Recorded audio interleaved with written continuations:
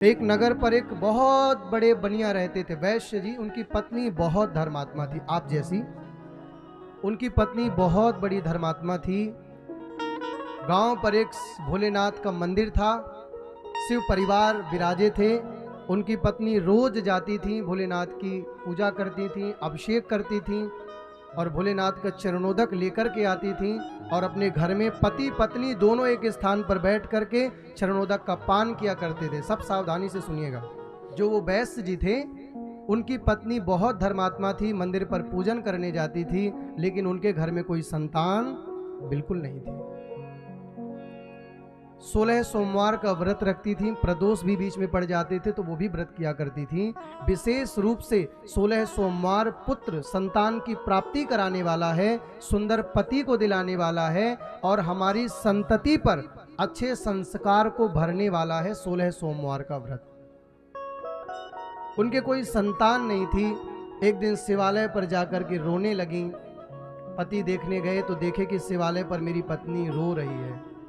भोलेनाथ को बिल्व पत्र चढ़ाया और बिल्व पत्र लेकर के वो घर आई, रोने लगी।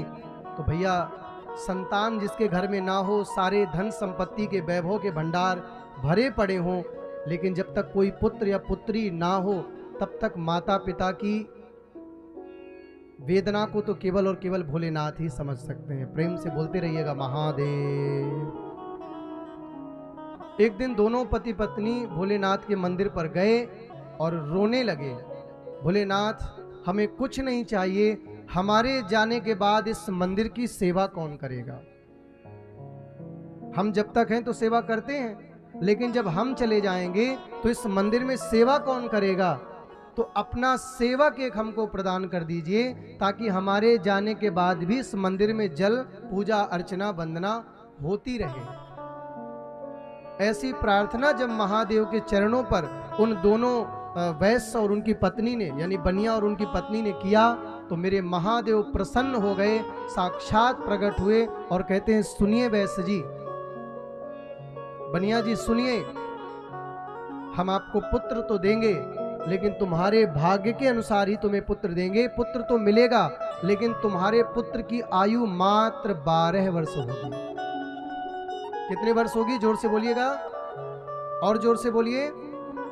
12 वर्ष होगी। और ज्यादा झटका लग जाए, किसी माता पिता को यह पता लग जाए कि पुत्र तो होगा, लेकिन जो हमारे पुत्र की आयु है वो हमें पहले से पता लग गई है, तो माता को पाए ना पाए कोई फायदा नहीं है। जब तक जिएंगे तब तक वो माता पिता रोते रहेंगे।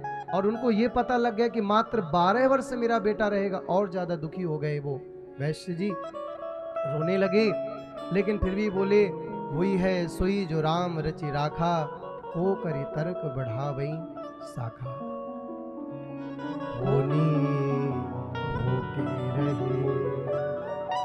होनी बहुत रानी महारानी है, इसका कोई गुलाम नहीं है भैया, ये सबकी गुलाम है और सब इसके गुलाम है। होनी रानी महारानी, ये कभी किसी के गुलाम नहीं बनी, सब होनी के गुलाम हुए हैं।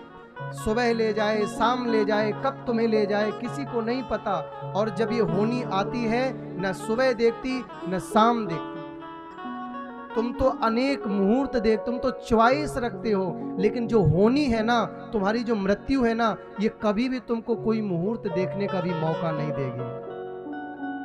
बिन मुहूर्त के उठा ली जाएगी, जब तेरी अर्थी निकाली।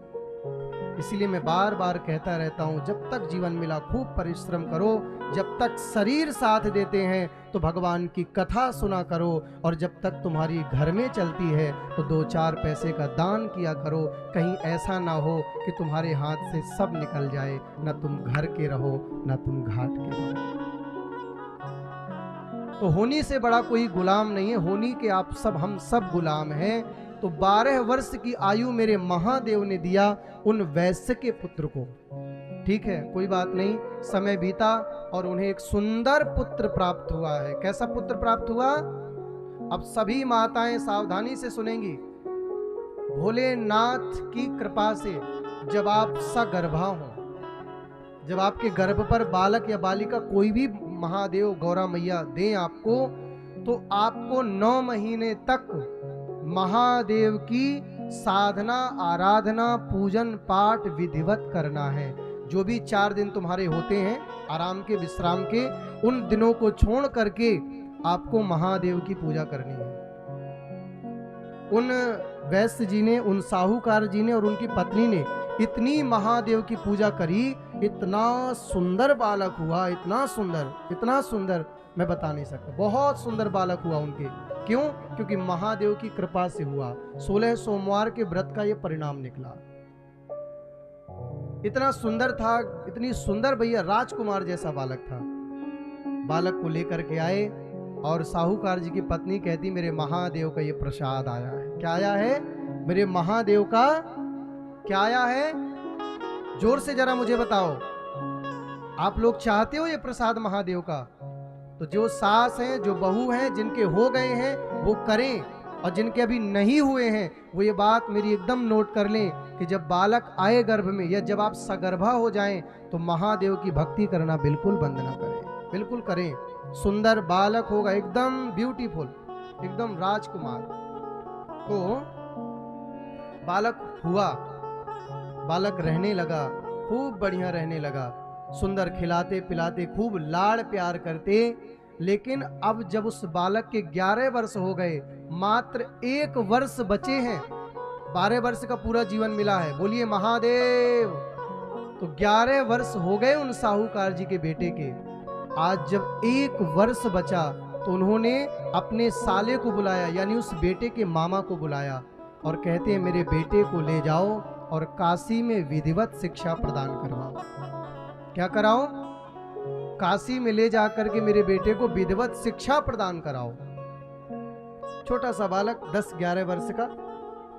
जब जाने लगे इनको लेकर के, तो बीच में एक राजकन्या का विवाह हो रहा था। क्या हो रहा था?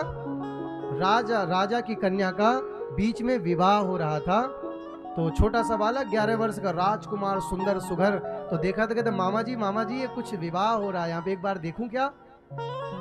तो जब वो विवाह को देखने के लिए उन साहूकार जी का बेटा अंदर गया, तो जिस राजा के बेटे के संग विवाह हो रहा था, उनका, उस राजा के बेटे की एक आंख नहीं थी, बेटा उनका काना था, काना, एक आंख नहीं थी ना उसके पास, और वो राजघराने की राजकन्या से अपने बेटे का विवाह कर रहा था। तो ये साहूकार का परम सुंदर बालक जब उस राजा ने देखा तो बोले, हो ना हो कि मैं अपने बेटे को यही बेटा बता दूं, अपना बेटा छुपा लूं और कह दूं यही मेरा बेटा है, और इसको दिखा करके मैं विवाह कर लूं, और जैसे विवाह होगा तो कह दूंगा अब तुम्हें नहीं, तुम तो सीधे चले जाना, केवल तुम एक मात्र विवाह तक के तुम दूल्हा हो, जितनी देर विवाह होगा तुम उतनी देर के ही दूल्हा हो, विवाह जैसे संपन्न हो जाएगा तो तुम जहां जा रहे हो वहीं पर सीधे चले जाना। प्रेम से कहो हर हर महादेव। तो बालक था, सुघर सलोना बालक, रीझ गया, बोले हाँ ठीक है, एक रात का ही मौका मिले। बालक कुछ नहीं जानते, लेकिन बहू बचपन से जानते हैं। छोटे में और उन्हें कुछ नहीं पता, क्या करूंगा, क्या खाऊंगा, आगे चल के क्या करना है, विवाह निभाना नहीं जानते, लेकिन बहू की सबको महाराज च्वाइस है, बहू चाहिए। अब विवाह होने के बाद फिर क्या होता है? विवाह के बाद केवल 3 चीज याद रहती है, नून तेल लकड़ी।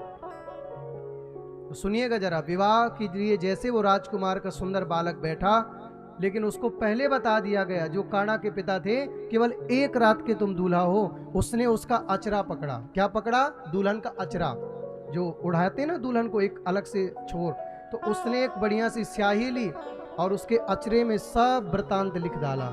मैं तेरा असली पति नहीं हूँ, पति तो तेरा ये काना है, मुझे तो 1 रात के लिए दूल्हा बनाया गया है, और जैसे 1 रात होगी मैं तो तुझे छोड़ करके काशी चला जाऊंगा, आगे का जीवन तू देख लेना। उसके अचरे में लिख दिया। किस में लिख दिया? अचरा बताना मुझे किसको कहते हैं? अचरा मैं तो अच्छे से नहीं जानता। अचरा ऐसे उठाना, ऐसे, यही है क्या? यही इसी को बोलते हैं ना? हाँ, ये बिल्कुल कंफर्म हो गया मुझे। उस राजकुमारी के अचरे में राजकुमार ने लिख दिया। राजकुमारी तो देख के मोहित तो करे, कितना सुंदर बालक है, 16 सोमवार का व्रत तो मैंने किया ही नहीं, बिना पिए इतना सुंदर पति मिल गया। 16 सोमवार के व्रत के ज्यादा कथा से सुनिएगा, बहुत प्रेम करते मामा, छुपा के रखते। क्या हुआ, एक बार गंगा के घाट पर यज्ञ कर रहे थे उस राजकुमार के मामा, तो कहते हैं आजा बेटा तू भी यज्ञ में बैठ।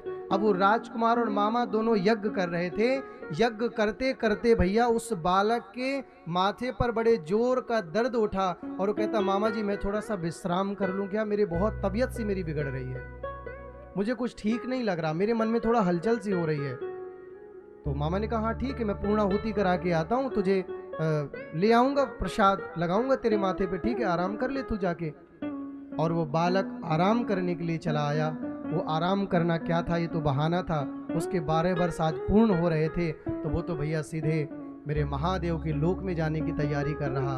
और जैसे वो बालक आकर के लेटा, मामा पूर्णाहुति करके आए और जब जगाया तो बालक भगवान को प्यारा हो चुका था। महादेव की गोद में सो गया वो बालक। अब वो मामा बहुत जोर से रोने लगे, ये तूने क्या किया, क्योंकि मामा को नहीं पता था कि मात्र ये 12 वर्ष का है। बहुत रोए, बहुत रोए, इतना रोए, बोले मैं तेरे पिता को जाके क्या मुंह दिखाऊंगा कि तुझे मैं 12 वर्ष यहाँ पढ़ाने के लिए लाया, जैसे तैसे एक दिन के लिए तेरा विवाह भी हुआ, ये सब हुआ तो हुआ क्या। बिल्कुल भोलेनाथ के पास काशी विश्वनाथ भागे भागे गए और वहाँ से जाकर के विश्वनाथ जी का जल लाए, उसके मुख में डाला और चीख चीख करके रोने लगे, हे महादेव, अगर कहते हैं कि काशी में मरने वाला मुक्त हो जाता है, काशी मरने वाले को मुक्ति देती है, काशी में रहने वाला अजर अमर हो जाता है, अगर एक दिन भी हम निष्ठा से रहे हों और काशी में रह के यज्ञ किया हो हरि का, क्योंकि हर में और हरि में कोई भेद नहीं है, तो इस बालक के केवल और केवल प्राण आ जाएं, मैं इसके पिता को क्या मुंह दिखाऊंगा इसको ले जाकर के। थोड़ी से मैंने अगर महादेव तुम्हारी भक्ति की हो तो इस बालक के प्राणों को लौटा दो, इसके सिवा मैं तुमसे कुछ नहीं चाहता। महादेव की ऐसी कृपा हुई कि जिस जगह पर बालक लेटा 16 सोमवार का ऐसा फल हुआ। वो राजा और रानी यानी वो साहूकार की पत्नी और साहूकार, भोलेनाथ की कृपा का फल ऐसा निकला कि जोर की बिजली चमकी और चट से वो बालक उठ करके खड़ा हो गया है महादेव की कृपा से। नमः पार्वती पतये हर हर महादेव।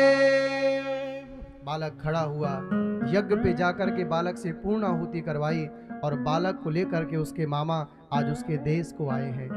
बीच में जब बालक वो आने लगा तो छोटा सा, उसे तो कुछ याद नहीं था, 10-11 वर्ष का बालक, मामा जी एक बार अपनी दुल्हन को देख लूंगा जिसके संग एक रात का विवाह करके गया हूँ। हाँ देख लो देख लो। और जैसे दुल्हन देखने गए हैं तो मेरे भोलेनाथ की कृपा से 16 सोमवार उसने भी छुप करके किए थे, उस रानी ने, जिसको चंद समय के लिए काणा पति मिला। असली पति कौन, वही राजकुमार का बेटा। उस काणा पति को छोड़ करके और अपने असली राजकुमार पति के संग उस रानी ने पाणी ग्रहण कर लिया है। और राजा का बेटा सुंदर सुघर महादेव की कृपा से अपने पत्नी का हाथ पकड़ करके राजा के दरवाजे आया है। मैया पिता ने सुंदर आरती उतारी है कि मेरे बेटा और बहू आ गए हैं, और ले जा करके दोनों को महादेव के चरणों में ढोक लगवाया है कि तुम्हारी कृपा से 12 वर्ष का बेटा पाया, लेकिन तुम्हारी काशी विश्वनाथ की कृपा से मैंने बेटा बहू दोनों एक जैसे प्राप्त किए हैं। जय हो मेरे महादेव।